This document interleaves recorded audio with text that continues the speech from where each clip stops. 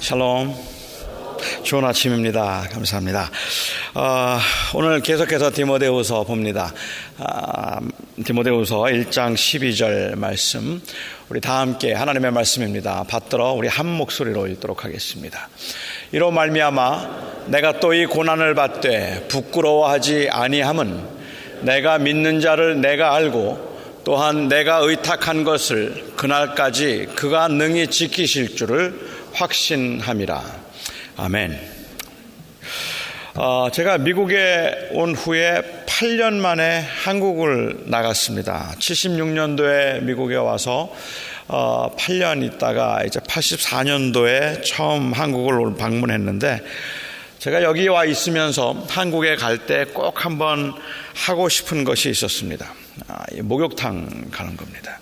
대중 목욕탕을 꼭 한번 갔으면 좋겠다 하는 생각이 들어서 한국에 가서 다음날 바로 제가 대중 목욕탕을 갔는데, 불과 8년 만에 갔는데도 한국 대중 목욕탕이 너무 많이 바뀌었더라고요.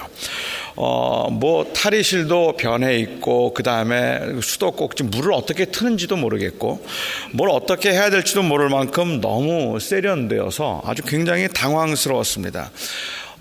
뭘 어떻게 어떤 순서로 해야 될지를 모르겠고, 그 온갖 여러 가지 종류의 무슨 이 사우나들도 있는데 뭐가 뭔지를 잘 모르는데 그 복잡한 곳에 안내문은 그냥 딱 하나였습니다.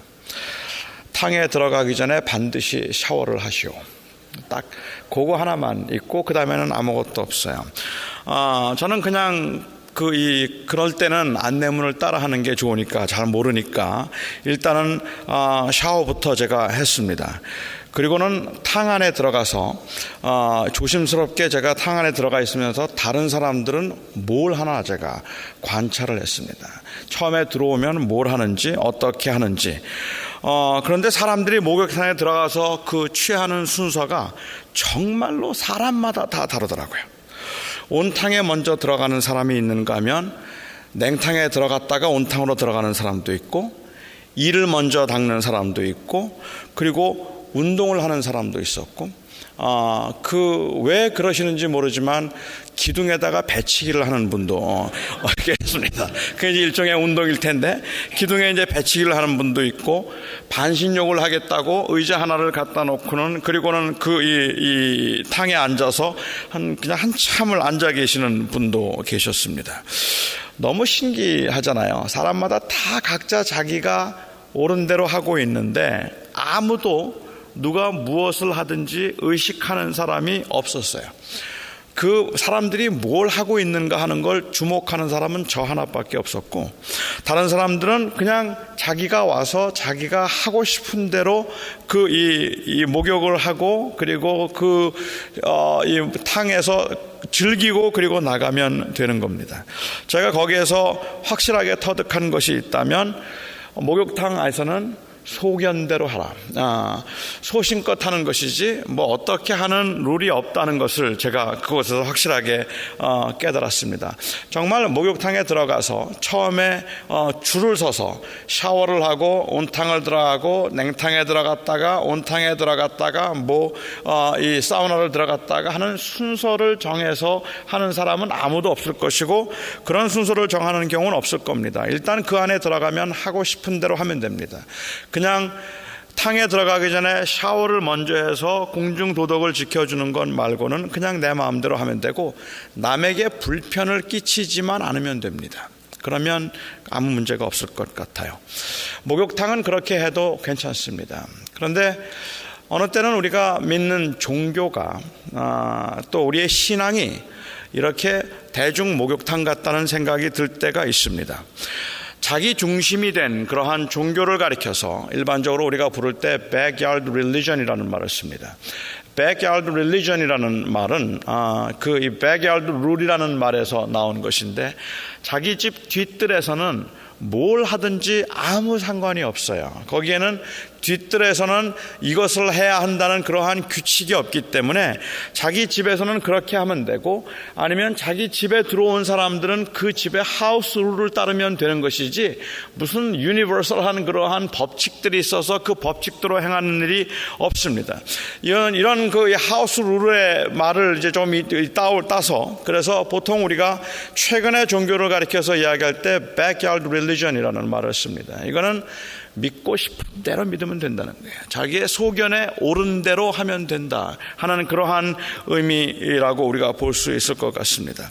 맞는 말인지는 모르지만 일반적으로 말하기를 한국인들은 종교성이 강하다고 그렇게 말합니다. 종교성이 강하다는 말은 무슨 말일까? 그건 굉장히 신앙이 좋다든지, 아니면 굉장히 열심이라든지, 뭐 그런 의미도 어느 정도는 포함되어 있겠다고 말하겠지만, 우리 문화에서 한국이 종교성이 강하다라고 이야기를 하면 그 종교성이 강하다는 말은 무엇이든지 잘 믿으려고 한다는 의미도 포함되어 있다고 합니다. 그러니까 무엇을 믿는가 하는 것이 중요한 것이 아니라 내가 무엇을 믿고 있다는 사실로 만족할 수 있는 것이 바로 종교성이라는 말이죠. 내가 어떤 하나님을 믿고 있는가 하는 것이 중요한 것이 아니라 어떤 하나님이든 내가 믿으면 되는 겁니다. 그 교파를 논할 때도 마찬가지예요. 아니 뭐 장로교면 어떻고, 감리교면 어떻고, 침례교면 어떻습니까? 순복음교회면 어떻고, 또 초교파면 어떻습니까? 한편으로 생각하면 그 말이 굉장히 맞는 말인 것 같기도 한데, 또 그래서 우리가 하나가 되어야 되는 것도 저는 충분히 인정할 수 있고 그 다양함도 인정할 수가 있는데, 그 말을 하는 이유가 당신은 그것을 믿고 나는 당신은 이렇게 믿고 나는 이렇게 믿고 있지만 결국은 우리가 믿는 방식이나 아니면 어떤 사고에 조금 차이가 있기는 한데, 그 차이들보다 우리가 믿고 있는 그 예수 그리스도에 대한 믿음이 동일하기 때문에 우리는 형제일 겁니다 라고 그렇게 이야기할 수 있을 만큼 내가 믿는 것에 분명한 확신을 가지고 있어야 되는데, 내가 장로교이든 감리교이든 침례교든 무슨 상관이 있느냐, 그게 뭐 그렇게 중요하느냐고 말을 하는 그 배경에 나도 내가 뭘 믿는지 모르겠다는 의미가 포함되어 있다면 어떤가 말입니다. 나도 내가 뭔지 잘 모르겠다. 근데 그게 뭐 그렇게 중요하겠습니까? 그냥 아무거나 믿으면 되잖아요 라는 그러한 의식을 굉장히 강하게 가지고 있으면, 이거는 단순히 교파의 문제뿐만 아니라 더 나아가서 이제는 모든 종교가 다 같은 거예요. 기독교면 어떻고 불교면 어떻습니까? 스님이 주일날 교회 와서 설교하면 또 어떻고, 목사님이 절에 가서 또 설법을 해주면 또 어떻습니까? 그냥 다 그렇고 그런 건데, 어차피 뭘 믿는다는 것보다 내가 믿고 있다는 그 사실이 더 중요하다고 생각을 하면 내가 소견에 좋은 대로 믿으면 되는 것 아니겠습니까? 이것을 가리켜서 우리가 종교성이 강하다, 종교성이 많다라고 이야기하는 것 같아요. 사도 바울이 아테네에 방문했을 때 바울은 그 아테네에서 정말 충격을 받았습니다. 그 이유는 아테네에 왜 그런 신들이 많은지, 뭐 제우스를 비롯해서 그 다음에 무슨 바다의 신, 뭐 지옥의 신, 뭐 사랑의 여신, 그 온갖 종류의 신들이 많았기 때문에 바울은 그곳에 갔을 때 사람들에게 광장에서 한번 설교를 하면서 그런 말을 해요. 내가 아테네에 와 보니까 너희들은 종교성이 많도다라고 얘기합니다. 온갖 종류의 신들을 만들었고 다 섬기는데 그 신들 가운데 특별히 unknown God이라고 하는 그 신도 있었다는 말이에요. unknown God이라고 하면 알지 못하는 신이라고. 알지 못하는 신, 누군지 어딘지 내가 알지 못하지만 그렇지만 나는 알지 못하는 신을 섬기겠다고 하는 그 신도 있더라라고 얘기했습니다. 종교성이 많더라라는 이야기는 그래서 굉장히 열심히 그 종교적인 활동을 하고 있다고 한다 할지라도 그 대상이 누구인가 하는 것보다도 내가 믿고 있다는 사실이 더 중요한 경우에 결국은 우리가 믿는 하나님은 unknown God과 같이, 알지 못하는 신과 같이 우리가 믿는다고 말하는 하나님은 나를 지으신 하나님이 아니라 내가 만든 피조 하나님이에요. 창조주 하나님으로서 하나님을 믿는 것이 아니라 내가 만든 피조물로서의 하나님을 내가 믿고 있고 내 마음속에 하나님은 이런 분이어야 한다고 생각을 하고 있는 겁니다. 이렇게 생각을 하는 경우에 때로는 기도를 해도 그 기도 가운데도 하나님의 원하심에 나를 맞추겠다는 게 기도가 아니라 하나님을 나의 원함에 맞추려고 하는 것이 기도의 목적이 되는 경우가 있고, 신앙생활을 하면서도 어떻게 하면 하나님이 내가 필요한 하나님, 나의 필요에 따라서 그렇게 적당히 만들어지는 하나님을 우리가 섬기려고 하는 경우들이 너무 많기 때문에 하나님 실망했다는 이야기, 그런 하나님이라면 나는 믿고 싶지 않다는 이야기 어렵지 않게 사람들이 할 수 있다는 말입니다. 오늘 우리가 이렇게 하나님을 믿을 때 발생할 수 있는 심각한 문제 중에 하나가 있다면 무엇인가 하면 그 하나님에겐 능력이 없어요. 내가 만든 하나님이 무슨 힘이 있겠습니까? 정말 고난 중에 있을 때 그 고난 가운데서 나를 지켜줄 힘이 내가 만든 신에게 있겠습니까? 내가 좋은 대로 편한 대로 만든 하나님에게 있겠는가 말입니다. 저는 오늘날 문제가 바로 이 믿음이라고 하는 주관적 확신 자체에다가 지나치게 큰 의미를 부여하고 있기 때문에 우리가 정말로 중요하게 생각하는 것은 I believe, 나는 믿는다, 나는 믿는다, 이 사실을 마치 그것이 아주 훌륭하고 탁월한 신앙인 것처럼 생각을 한다는 겁니다. 사도 바울이 오늘 고백 가운데서 말하는 것은 내가 무엇을 믿는다고 하는 나의 믿음 자체, 내가 가지고 있는 어떤 확신하고 있는 그러한 그 마음의 상태를 그가 중요하게 본 것이 아니라 내가 누구를 믿는가가 중요하다라고 이야기하고 있습니다. 믿는다는 게 중요한 것이 아니라 누구를 믿는가가 중요하다는 말입니다. 나는 내가 믿는 자를 알고 내가 의뢰한 것을 끝까지 그것이 지켜주실 것을 내가 확신한다고 이야기하고 있는데, 여기에 확신에 거한다라고 하는, 나는 그것을 확신한다는 그 말이 영어 성경에는 I am being persuaded라고 이렇게 되어 있어요. persuaded했다. 나는 거기에 설득당했다는 그러한 말입니다. 지난 날을 돌아볼 때에 그가 받은 은혜를 생각할 때에 정말로 그럴 수밖에 없겠다는 확신이 들었는데 그 확신이 설득을 당했다라고 그렇게 이야기를 하고 있습니다. 여러분 잘 생각해 보십시오. 우리가 누구에게 설득을 당했다고 이야기를 하거나 내가 어떤 확신을 갖게 될 때 그 확신을 갖는다는 말을 I am being persuaded라고 그렇게 이야기를 할 때는 이것은 내 주관적인 믿음이어서는 설득을 당하는 게 아니라는 말입니다. 내 마음대로 생각하면 되는 거잖아요. 설득을 당했다는 것은 외부로부터 힘이 들어왔다는 이야기입니다. 밖에 있는 것들이, 보여지는 것들이 나로 하여금 그렇게 결정하게 만들었다는 이야기입니다. 그러니까는 바울이 말하고 있는 이 고백 가운데 그가 하는 말은 결국은 그것이 주관적인 신념일 때는 설득이라는 말이 의미가 없어요. 설득이라는 것이 없는데 이것은 그냥 내가 만들어낸 것이기 때문에, 하지만 바울은 말하기를 나는 설득을 당했다, 그래서 내가 확신에 거한다라고 그렇게 이야기를 하고 있습니다. 그렇기 때문에 이 믿음이라는 것이 주관적인 신념이 아닐 텐데, 저는 이 주관적인 신념이 아닐 때 믿음이 보여주는 특징 중에 하나가 있다면 바로 진실함이라고 생각합니다. 믿음이 주관적인 신념일 때는 그것은 결국 나 스스로 혼자 믿는 것이라면, 내가 무엇을 믿는가 하는 것, 내가 어떻게 믿어야 하는 것을 내가 바꿀 수 있다면 거기에는 진실함이 없습니다, 여러분. 안 그런가요? 우리가 진실하다는 말의 의미는 변하지 않는다는 말입니다. 진실하다는 이야기는 처음과 끝이 같다는 말이고 속과 겉이 같다는 말입니다.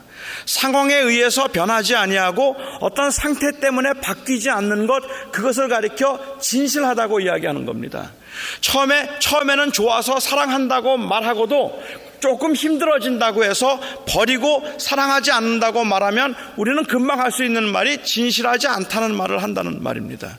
처음에는 굉장히 로열한 것처럼 그렇게 아주 충성스러운 것 같다가도 조금 불리한 입장이 된다고, 내게 조금 손해가 볼 것 같다고 해서 그것을 변질시키고 바꾸는 것을 바꾸면 우리는 금방 말하기를 저 사람은 진실한 사람이 아니라고 이야기를 합니다. 진실한 사람이라는 것은 그 관계 때문에 그 관계에 관계에 대해서 바로 그 관계 때문에 내가 그것을 바꾸지 않고 변하지 않고 지속적으로 유지하고 지키려고 하는 것인데, 이 믿음이라고 하는 것이 그야말로 아무런 대상도 없이 나의 마음의 주관적 신념이라면, 내가 그 주관적 신념에 대해서만 조금만 내가 이 타협할 수 있으면 얼마든지 바꿀 수 있고, 바꿔도 누구도 뭐라 그럴 이유가 없는 거예요. 그러니까 사실은 진실함이라는 것은 없을 겁니다. 진실함이란 대상과의 관계에서 비롯되는 것이기 때문에 그렇습니다. 진실함은 내 마음이 아니라 내 마음의 상태가 나는 한번 한다면 해, 나는 변하지 않아 라고 하는 그러한 내 마음이 진실하다는 이야기를 하고 있는 것이 아니라, 그 하나님의 약속의 말씀과 예수 그리스도를 통한 구원의 성취가 틀림없이 맞는 것이고, 그 하나님이 약속하신 대로 여기까지 나를 지켜주셨기 때문에 그 하나님은 진실하다고 말하고, 그 하나님이 진실하다고 말하고 있는 그 바울의 고백이 진실한 겁니다. 그 고백이 진실할 수 있는 유일한 이 가능성, 아니면 유일한 근거는 바로 하나님 믿는 대상에 대한 확신이 있을 때 그렇다는 말이죠. 여러분들이 어떤 믿음으로 살아야 하는가? 이건 내 기분이나 감정에 의존하지 않고 하나님의 진실하심을 믿고 살겠다는 그 진실하심을 믿고 살겠다는 그 믿음이 우리에게는 필요하다고 저는 생각합니다. 로이 존스 목사는 오늘 이 말씀에 관해서 이야기를 하면서 이렇게 이야기합니다. 우리가 이 복음을 따라서 담대할 수 없는 이유, 사도 바울과 같이 고난 가운데 있으면서도 부끄러워하지 않을 수 있는 이유, 그가 힘들고 어려운 가운데서도 끝까지 믿음을 지켰던 것 같이 바울과 같이 하지 못하는 결정적인 원인 중에 하나는 무엇인가? 그것은 바로 그 믿음의 대상에 대한 고백이 진실하지 못하기 때문이다 라고 그렇게 얘기를 했습니다. 고백을 하고 있지만 실제로 믿는 것 같지 않다는 겁니다. 그래서 그 고백이 진실하지 않기 때문에 그렇다라고 그렇게 이야기를 합니다. 그 믿음의 고백이 진실하다면, 그래서 그 진실함이 바로 그 대상에 대한 나의 상태를 이야기하는 것이라면, 그렇다면 거기에는 능력이 있겠다 싶습니다. 거기에는 변화를 가져올 수 있겠다 싶습니다. 오늘 바울이 고백하는 가운데서 말하기를 I know whom I have believed 말했습니다. 그런데 I know 하고 말하면서 whom I have believed, have believed라고 하는 현재 완료형을 그가 쓰고 있어요. 여러분들 아시는 것처럼 have believed라고 말을 했다면, 이 말은 그 전 어떤 시점부터 지금 이 순간까지 계속해서 믿어왔다는 이야기입니다. 계속해서 믿어왔던 그분을 내가 안다는 이야기를 하고 있는 것이죠. 그러니까는 그는 그 오랜 기간 동안에 그 신앙 경험을 통하여서 나는 내가 믿어왔던 그분을 내가 확실하게 알고 있는데, 그분이 끝날까지 내가 의뢰한 것을 지켜주실 것을 내가 I am being persuaded, 내가 그렇게 분명히 설득을 당했기 때문에 나는 고난을 받아도 부끄럽지 않다라고 얘기합니다. 나는 고난을 당해도 나는 어려울 게 없겠다라고 이야기하고 있는 겁니다. 여러분, 한번 현재 바울이 처한 상황을 한번 생각해 보시기 바랍니다. 흔들릴 만하지 않습니까?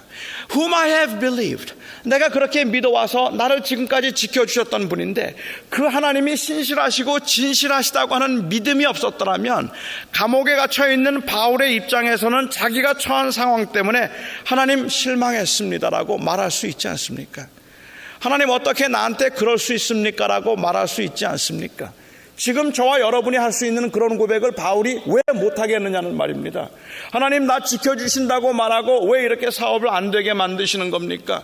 하나님 나와 동행한다고 말씀하시고 어찌하여서 내 인생의 고난이 끊이지 않고 걱정이 끊이지 않도록 이렇게 인도해 가시는 겁니까? 하나님께서 어떻게 나한테 이렇게 하실 수 있는 겁니까? 라고 우리가 그렇게 말할 만도 한데, 바울이 그런 그 상황에 처해 있었다면, 바울이 처한 상황도 우리가 그렇게 하나님을 원망하거나 아니면 하나님께 섭섭하게 생각할 수 있을 만한 그러한 이유가 바울에게는 충분히 있었다고 생각합니다. 저희가 짐작하는 대로는 바울이 지금 디모데후서를 기록할 때는 네로 황제의 폭정 아래 있을 때였을 거라고 생각합니다. 변덕이 심했던 이 네로 황제에 의해서 언제 죽을지 모르는 그러한 아주 그 일촉즉발의 상황에서 자신의 이성과 판단력, 인내심을 의지하기에는 너무너무 열악한 환경이었다는 말입니다. 생활이 변하기를 기대하는 것, 상황이 변하기를 기대하는 것, 이 로마 제국이 망하기를 기대하는 건 그건 정말로 요원한 일이었어요. 믿음 생활을 하고 있는 사람들, 그 당시에 신앙 생활을 하고 있는 사람들이 그야말로 언제 이 로마 이 황제가 마음이 변해서 기독교인들 다 잡아 죽여라라고 이야기를 하거나 아니면 예수 믿는 사람들을 모두 다 추방시키라고 말하면 한순간에 알거지가 될 수 있는 그런 상황에서 도대체 초대교인들이 무엇을 기도했을까? 하나님께서 이 로마 제국이 변하기를 위해서 기도하지 않았겠습니까? 하나님께서 이 로마 제국이 달라지기를 위해서 기도했을 것이고 하나님의 은혜로 그곳에 하나님의 나라가 임하기를 기도하지 않았겠습니까? 그 상황이 변하지 않는 곳에서 너무 힘들고 불안하고 두려운 가운데 끊임없이 고난과 그리고 위협을 느껴야 됐던 그 바울이 그 모든 초대교회 성도들과 함께 기도를 했다면 그렇게 기도하고 바울이 지금 이 말씀을 쓸 때가 60년 초입니다. 60년대 초반일 것 같아요. 그렇다면 60년대 초반이나 중반쯤에 이 하나님 앞에 기도하면서 내가 이 고난을 어떻게 견딜 수 있을까를 가지고 씨름하고 갔는데 여러분이 상황이 언제 바뀌었는지 아십니까? 여러분이 상황이 언제 바뀌었는지 아십니까? 313년이 돼서 바뀝니다. 자그마치 250년 갔어요. 250년. 우리 얼마나 답답합니까? 2008년도부터입니까? 우리가 기도하기 시작한 것이 하나님 제발 우리 좀 살려주십시오. 제발 경제가 조금만 풀릴 수 있게 해주시옵소서라고 기도를 하고 그 고난 가운데 시련 가운데 많은 것을 잃어버리고 많은 것을 놓치고 고통스러워하면서 혹은 금년일까 혹은 내년일까 우리가 가지고 있는 그 희망은 정당한 희망일 겁니다. 그렇게 정당한 희망이기 때문에 하나님 앞에 기도하면서 하나님 2012년은 달라야 합니다. 저는 이 뉴스를 들으면서 뉴스를 보면서도 작년 2011년도 그랬고 2010년도 그랬던 것 같아요.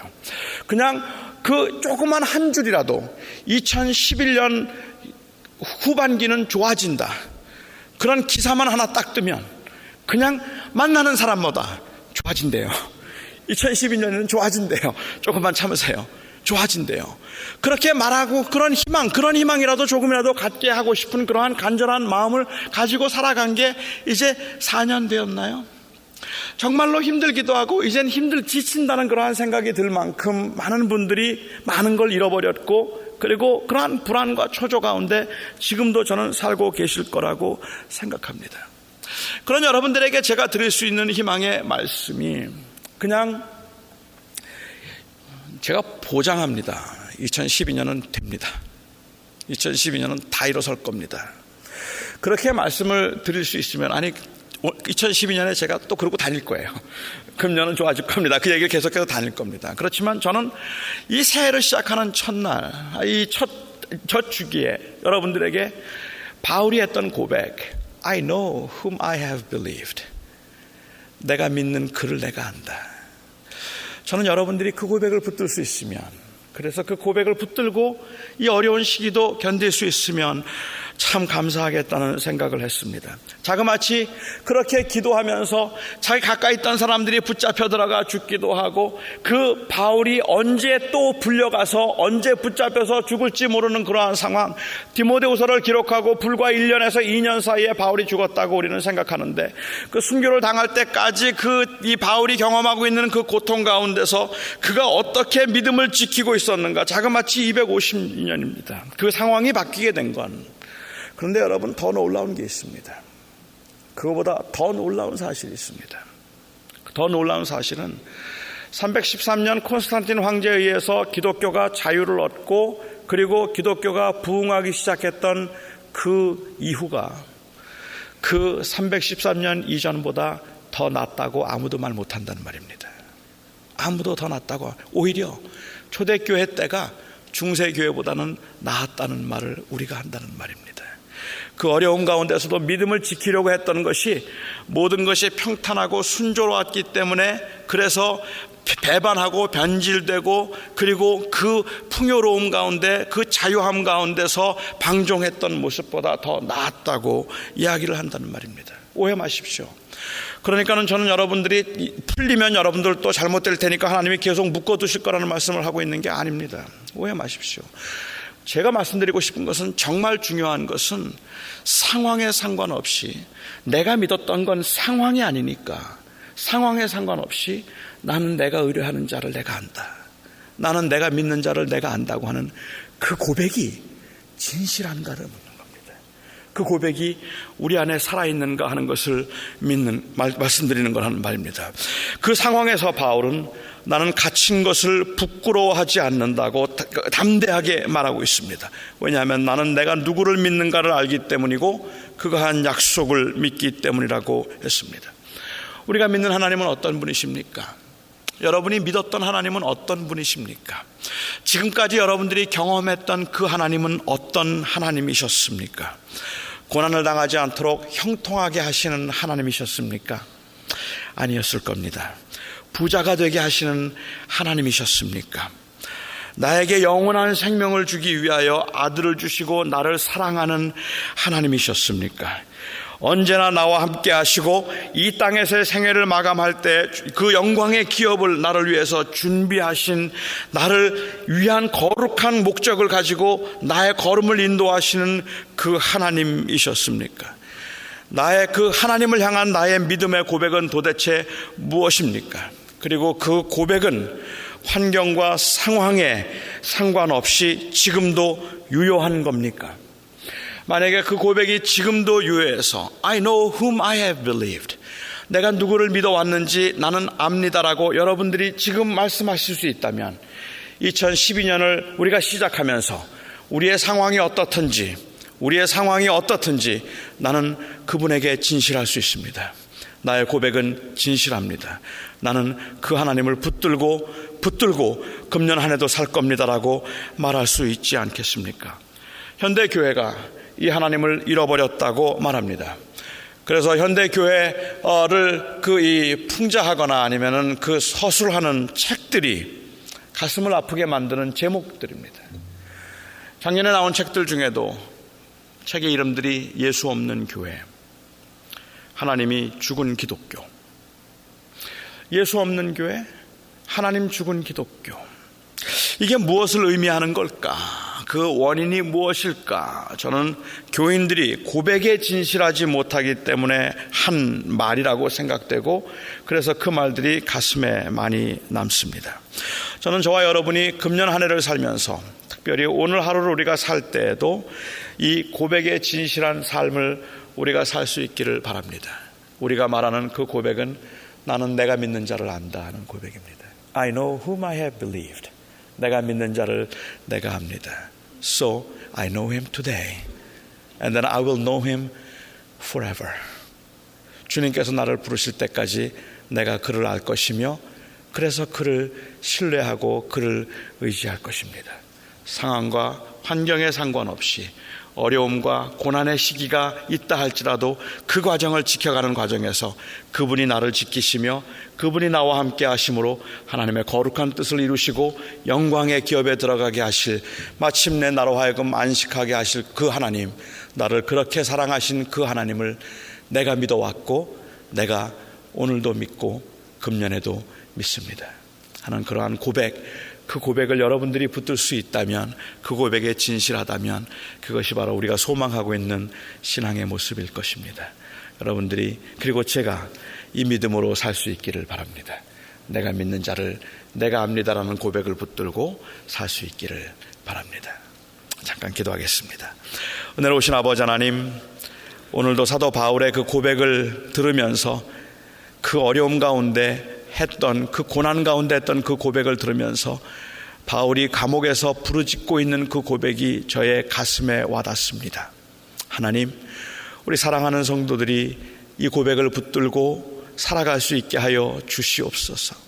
하나님, 어떠한 상황에도 하나님이 형통케 하실 수도 있겠고 하나님께서 조금 더 기다리게 하실 수도 있겠지만 그 어떠한 경우에도 나는 내가 믿는 자를 안다고 하는 그 고백을 붙들고 그 하나님을 바라볼 수 있게 하시고, 내가 만든 피조된 하나님이 아니라 나를 만드신 창조의 하나님을 믿기에, 창조주이신 하나님을 믿기에 하나님, 우리의 삶의 변화를 그리고 그 진실함을 하나님이여 저희가 기대할 수 있게 하여 주시옵소서. 아버지 하나님께서 오늘 이 아침에도 저희들로 하여금 우리가 믿는 그 하나님의 진실하심과 하나님의 선하심을 우리 사랑하는 성도들이 저와 함께 바라볼 수 있기를 간절히 바라며 예수 그리스도의 이름으로 기도하옵나이다. 아멘.